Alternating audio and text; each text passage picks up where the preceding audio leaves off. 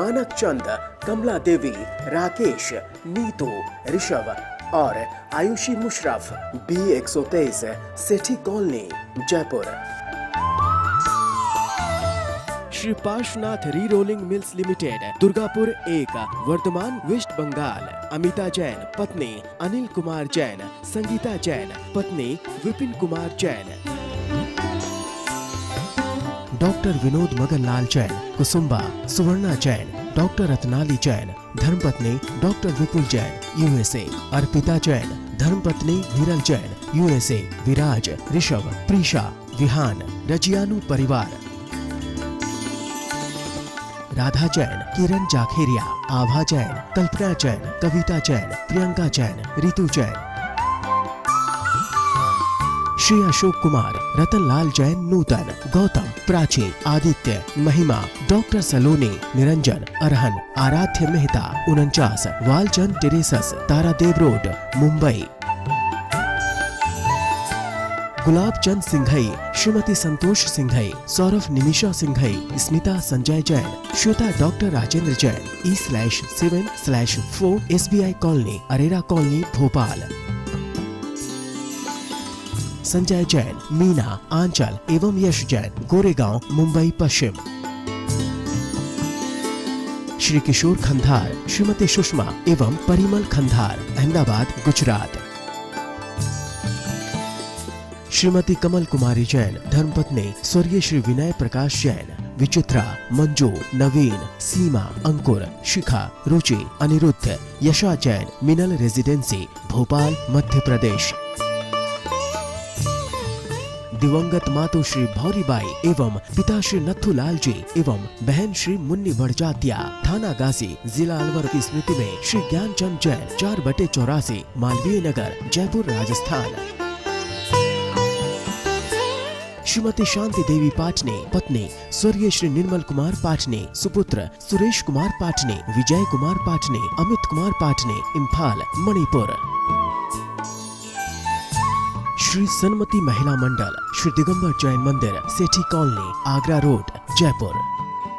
जय जिनेन्द्र तज्जयति परम ज्योतिः समं समस्तैरनंत पर्यायैः दर्पणतल एव सकुला प्रतिफलति पदार्थमालिका यत्र। पंच परमेष्ठी भगवान की जय। पुरुषार्थ सिद्धिपाई में हिंसा से बचने के लिए किन किन चीज़ों का सेवन नहीं करना है, इसकी चर्चा चल रही है। अभी तक चर्चा हुई मद्य, मांस और मधु की। अब सामान्य से आचार्य अगला श्लोक और दे रहे हैं। मधुमद्यम नवनीतम, मधुमद्यम नवनीतम, पिशितं च महाविकृतयस्ताः, पिशितं च महाविकृतयस्ताः, वल्भ्यन्ते नव्रतिना, बल्भ्यन्ते नव्रतिना, तद्वर्णाजन्तवस्तत्र, तद्वर्णाजन्तवस्तत्र। बोलिए। मधुमद्यम नवनीतम, पिशितं च महाविकृतयस्ताः, वल्भ्यन्ते नाव्रतिना, तद्वर्णाजन्तवस्तत्र। मधु शहद, मद्यम शराब, नवनीतम माने मक्खन और पिशितम माने मांस, ये महाविकृतयः, ये अत्यंत विकारी करने वाले हैं। विकृतयः अर्थात ये महान विकृतियां हैं। व्रतिना, व्रति जीव, ताह न बलव्यन्ते, उनको उन चारों को नहीं बलभ्यन्ते खाते हैं, सेवन करते हैं। बलभ्यन्ते खाते माने सेवन करते हैं, नहीं व्रती लोग। ताह उनको, इन चारों को, व्रतिना व्रती लोग ना बलभ्यंते, सेवन नहीं करते हैं, खाते नहीं हैं। क्यों? तद्वर्णा, उसी रंग के जंतवः, जीव जंतु तत्र, वहाँ पाए जाते हैं। इन चारों वस्तुओं में इन्हीं रंग के जीव भरे हुए हैं, महाविकृति करने वाले हैं। जीव हिंसा भी है, परिणामों को विकारी बनाने वाले भी हैं। इसलिए ये चारे वस्तुएं जो हैं, ये जो व्रती लोग हैं उनके द्वारा खाने योग्य नहीं हैं। मध्य मांस मधु के साथ यहाँ मक्खन को और क्यों मिला दिया गया? जो वस्तुएं महान जीव हिंसा की कारण हैं, विकृति को भी पैदा करती हैं, उनमें मध्य मांस मधु तो आते ही हैं, साथ में एक नवनीत माने मक्खन भी आता है। मक्खन का प्रयोग आजकल तो घर घर में होता है। लोग बाग बाजार गए, मक्खन की टिक्की, इसकी उस कंपनी की, अमूल की, इसकी उसकी, सब ले आते हैं खरीद के। कभी ये तो सोचें ये बनता कैसे है, इसकी मर्यादा कितनी है। कच्चे दूध से अगर मक्खन निकाला गया या दही बिलो के जो लोनी निकाली गई, अगर वो उसको एक अंतर्मुहूर्त के लिए आप छोड़ दें तो उसमें अनंत जीवराशि पैदा हो जाती है।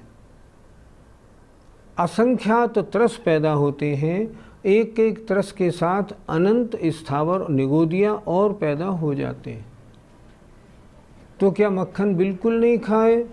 मक्खन निकलते ही खा ले तब तो ठीक है, अगर रखा तो रखने के लिए उसकी मर्यादा नहीं, अंतर्मुहूर्त में अवक्ष हो जाता है। क्यों हो जाता है? उसमें मक्खन के ही रंग के और जीवाणु तमाम पैदा हो जाते हैं। अब सोचिए, बाजार में जो मक्खन आपको मिल रहा है वो कितने दिन का रखा हुआ है? महीने का, 2 महीने का, 10 दिन का, 15 दिन का, कोई हिसाब नहीं। और आप बाज़ार से ले आए 4 टिक्की, आपने अपनी फ्रिज में रख दी, आपने फिर उसको महीने भर 15 दिन और रख लिया। कितना अवक्ष, कितनी जीव राशि उसमें पैदा है। आचार्यों ने लिखा है, नवनीत तो मांस का डेला ही है। क्यों? जीव राशि बड़ी बड़ी है, सुई के बराबर भी मक्खन निकालोगे ना, उसमें भी अनंत जीव राशि है। ऐसी वस्तु कैसे खाएं? ये महान विकृतियां करने वाली हैं चारों वस्तुएं। और इनमें विशेष बात, इनमें इन्हीं रंग के कीड़े पैदा होते रहते हैं, मरते रहते हैं, इसलिए इनका भक्षण त्यागने योग्य है। इन चारों से क्या विकृतियां पैदा होती हैं? भगवती आराधना का एक श्लोक मेरे सामने है, उसमें लिखा है, चत्तारि महाबेड़ियो, ये चारों महाविकृति हैं। होंति नवनीद मज्ज मंस महू, शराब, मांस, मधु और मक्खन। ये क्या विकृति करती हैं? भगवती आराधना। आचार्य शिवकोटि महाराज लिख रहे हैं, कंखा पसंग दप्पा संयमकारियो एदाओ, अर्थात जो मद्य माने शराब है, ये तो काम पैदा करता है, स्त्री के प्रति रुचि उत्पन्न करता है। जो मधु है वो असंयम उत्पन्न करता है। तीसरा जो मांस है वो मद उत्पन्न करता है, और मक्खन गृद्धता उत्पन्न करता है। और ये चारों चीज़ें महान विकृति हैं, आत्मा को संसार में ढकेलने वाली है। इन चारों को खाने से परिणामों में तमाम विकार आता है। इसीलिए जो इनके भक्षण करते हैं ना, उनसे धर्म की बात करो, उनको रंच मात्र नहीं सुहाती। क्यों नहीं सुहाती? कि इन चीज़ों का भक्षण करते हैं। स्वयं आचार्य अमृतचंद स्वामी आगे लिखेंगे, जो इन चीज़ों का त्याग करने वाला नहीं है, उसको भगवान के वचन सुनाना बेकार है। वो पात्र ही नहीं है इनके भगवान के वचन सुनने का। क्यों? जब तक इनको नहीं छोड़ेगा तब तक उसके दिमाग में ये भगवान के वचन आएंगे, प्रवेश ही नहीं करेंगे। इसलिए उन्होंने लिखा महाविकृतयः, ये महान विकृति करने वाले हैं, इसलिए इन चारों का त्याग करना चाहिए। पंडित जी, इस श्लोक में तो इन चारों का निषेध वृत्तियों के लिए है, हमारे तो कोई व्रत नहीं है अभी, तो क्या हम इनका उपयोग कर सकते हैं? आपको हिंसा से बचना है कि नहीं? बचना है, फिर शराब का सेवन कैसे करोगे? सोचो। मांस का सेवन कैसे करोगे? मधु कैसे खाओगे? मक्खन कैसे खाओगे? नहीं खा पाओगे। व्रती के लिए बचने का मतलब तो ये है कि जो व्रती है वो इनका नियम ले और इनमें अतिचार भी ना लगने दे। व्रती क्या करेगा? जैसे मान लो मांस भक्षण नहीं करेगा, लेकिन अब जो मर्यादा के बाद का आटा है, ये दूध है, दही है, पानी है, इनका भी सेवन नहीं करेगा। क्यों नहीं करेगा? उसके तो व्रत है, इसलिए वो तो इनका संपूर्ण रूप से त्याग करेगा। आपको क्या करना है? आपको मध्य मांस, मधु और मक्खन, इनका स्थूल रूप से त्याग करना है। मैं इनका प्रयोग नहीं करूँगा। अब कितना नहीं करूँगा ये आपके ऊपर है। आप ये कर सकते हैं, भाई दवा में ले लूँगा, ऊपर मालिश वगैरह करानी होगी तो ले लूँगा, यहाँ तक ले सकता हूँ, खाऊँगा नहीं, ऐसा भी ले सकते हैं। लेकिन सबसे अच्छा तो ये है इन चार वस्तुओं का किसी रूप में बिल्कुल सेवन ना करें। मध्य मांस मधु की तो कोई मर्यादा है ही नहीं, तो क्या मक्खन की थोड़ी बहुत मर्यादा है? अगर आपने पहले तो मर्यादित दूध लिया हो, क्या मतलब? दूध अपने सामने कड़वा के लाए और उसको लाके तुरंत आपने गर्म कर लिया, अंतर मुहूर्त में दूध औंट गया तो दूध ठीक हुआ। उसके बाद आपने उसका दही जमाया, दही भी आपने शुद्ध रीति से जमाया, नारियली से जमाया, मुनक्कों से जमाया, लाल मिर्च से जमाया, मार्बल से या चांदी के सिक्के से जमाया, तो दही बिल्कुल ठीक जम गया। अब उस दही को आपने बिलो के और उसमें से मक्खन निकाला, तो यदि निकलते हुए ही मक्खन का सेवन आपने कर लिया तब तो भक्ष्य है। अगर आपने उसको उठा के रख दिया और अंतर्मुहूर्त के बाद भक्षण किया तब तो उसमें अनंत जीव राशि पैदा हो जाएगी, ऐसा नियम है।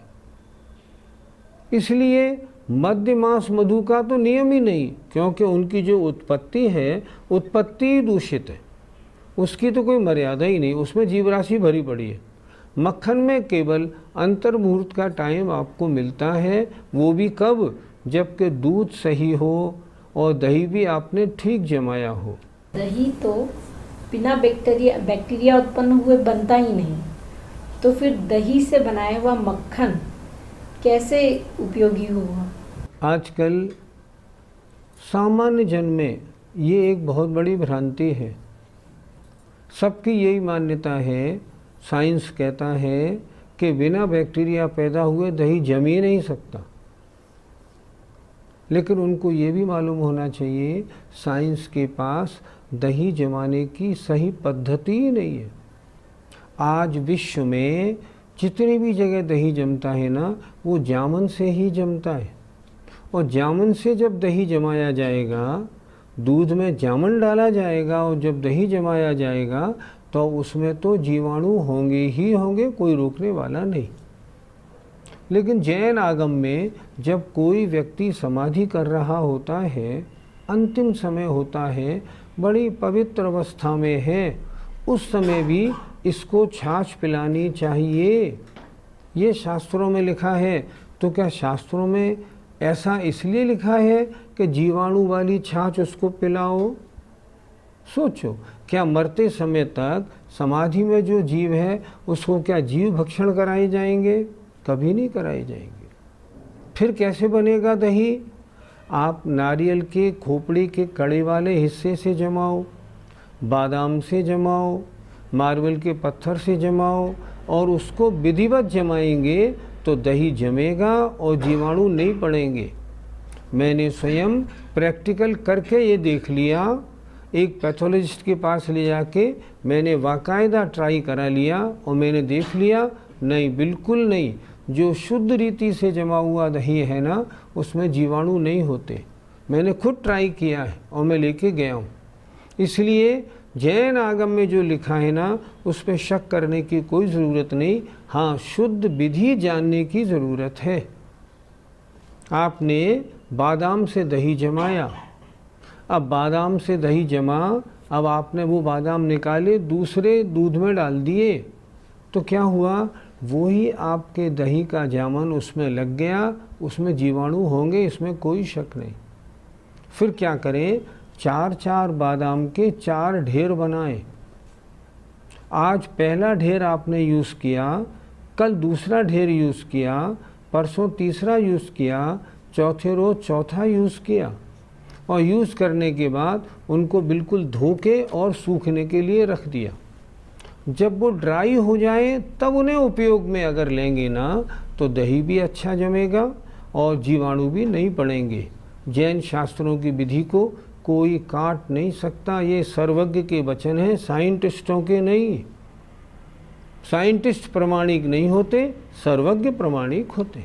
अष्टमूल गुण में मध्यमास मधु और 5 उदंबर फलों की चर्चा हुई थी। तो मध्यमास मधु की चर्चा तो हो गई, अब थोड़ी उदंबर फलों की चर्चा की जानी है।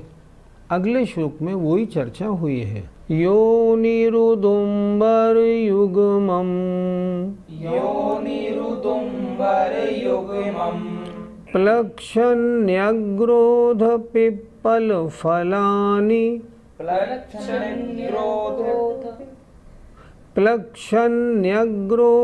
पिप्पल फलानि, प्लक्षन्यग्रोध पिप्पल फलानि, प्लक्षन्यग्रोध पिप्पल फलानि, प्लक्षन्यग्रोध पिप्पल फलानि, त्रसजीवानां तस्मात्, त्रसजीवानां तस्मात्, तेषां तद्भक्षणे हिंसा, तेषां तद्भक्षणे हिंसा।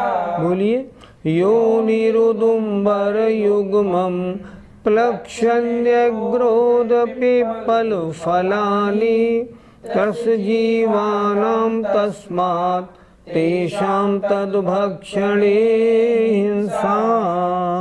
योनिः उत्पत्ति स्थान है, उदुम्बर उदंबर फल, युग्मम माने दोनों। क्या मतलब, ऊमर और कठूमर, इन्हें कहते हैं उदुम्बर। ऊमर और कठूमर।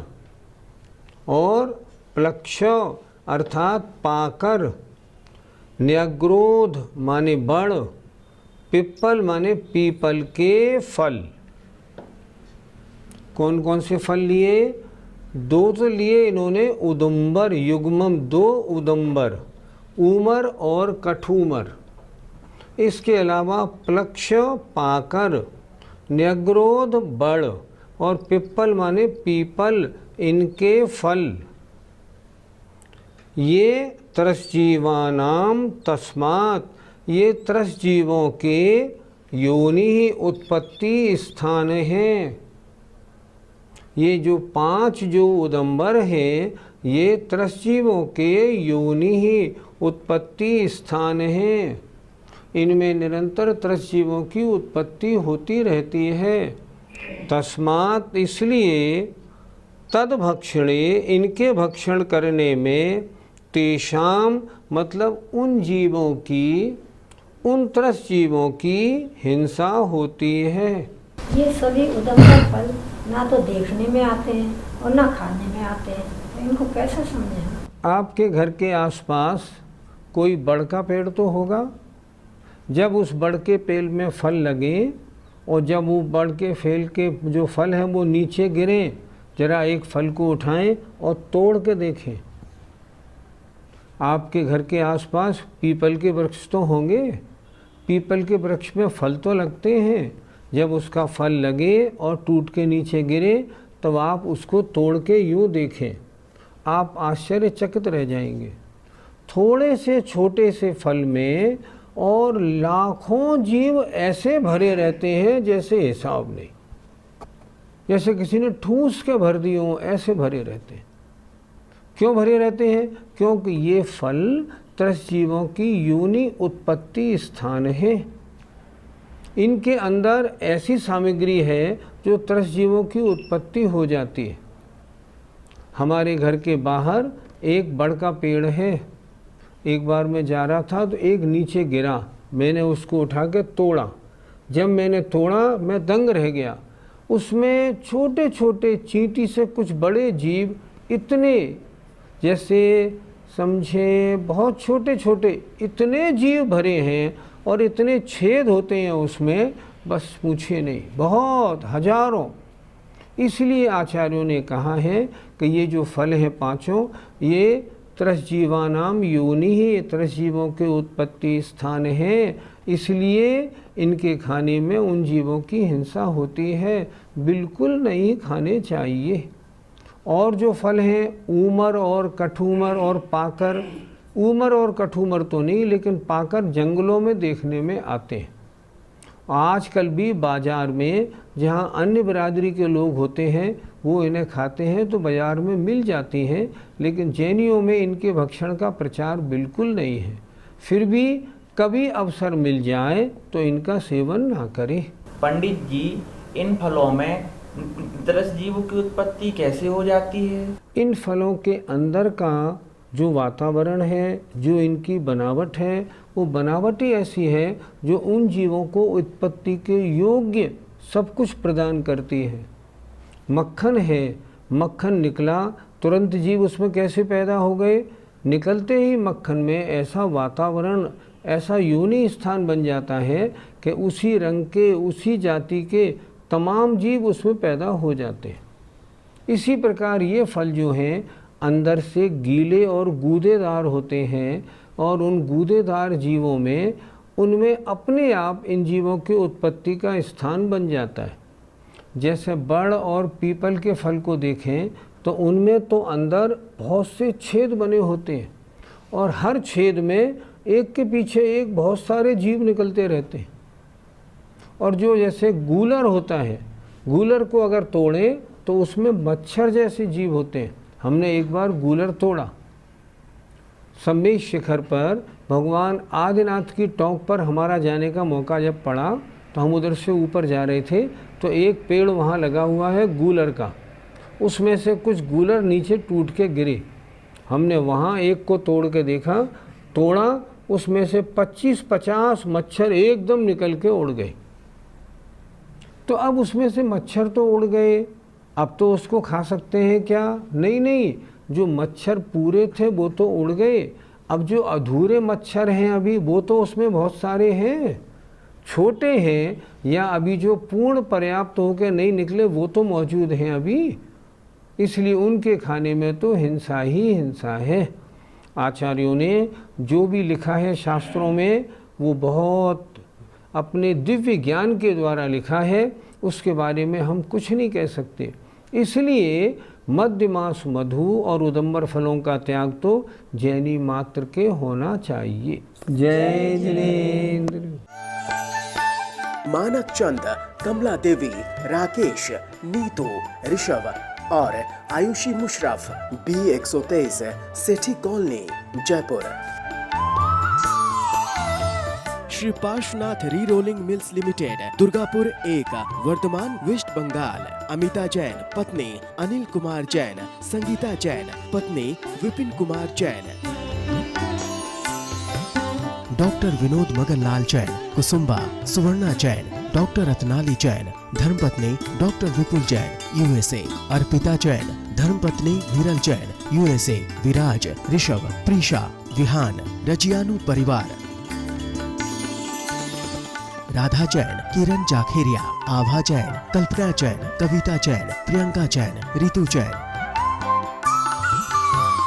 श्री अशोक कुमार, रतनलाल जैन, नूतन, गौतम, प्राची, आदित्य, महिमा, डॉक्टर सलोनी, Niranjan, Arhan, Aaradhya Mehta, 49, Walchand terraces, Tardeo road, Mumbai. Gulab Chand Singhai, Shrimati Santosh Singhai, Saurabh Nimisha Singhai, Smita Sanjay Jain, Shweta doctor Rajendra Jain, E/7/4 SBI colony, Arera colony, Bhopal. Sanjay Jain, Meena, Anchal एवं यश जैन, गोरेगांव, मुंबई पश्चिम। श्री किशोर खंधार, श्रीमती सुषमा एवं परिमल खंधार, अहमदाबाद, गुजरात। श्रीमती कमल कुमारी जैन, धर्मपत्नी स्वर्गीय श्री विनय प्रकाश जैन, विचित्रा, मंजू, नवीन, सीमा, अंकुर, शिखा, रुचि, अनिरुद्ध, यशा जैन, मिनल रेजिडेंसी, भोपाल, मध्य प्रदेश। दिवंगत मातु श्री भौरीबाई एवं पिता श्री नथुलाल जी एवं बहन श्री मुन्नी बड़जात्या, थाना गाजी, जिला अलवर की स्मृति में श्री ज्ञानचंद जैन, 4/84, मालवीय नगर, जयपुर, राजस्थान। श्रीमती शांति देवी पाटने, पत्नी स्वर्गीय श्री निर्मल कुमार पाटने, सुपुत्र सुरेश कुमार पाटने, विजय कुमार पाटने, अमित कुमार पाटने, इम्फाल, मणिपुर। श्री सन्मति महिला मंडल, श्री दिगंबर जैन मंदिर, सेठी कॉलोनी, आगरा रोड, जयपुर।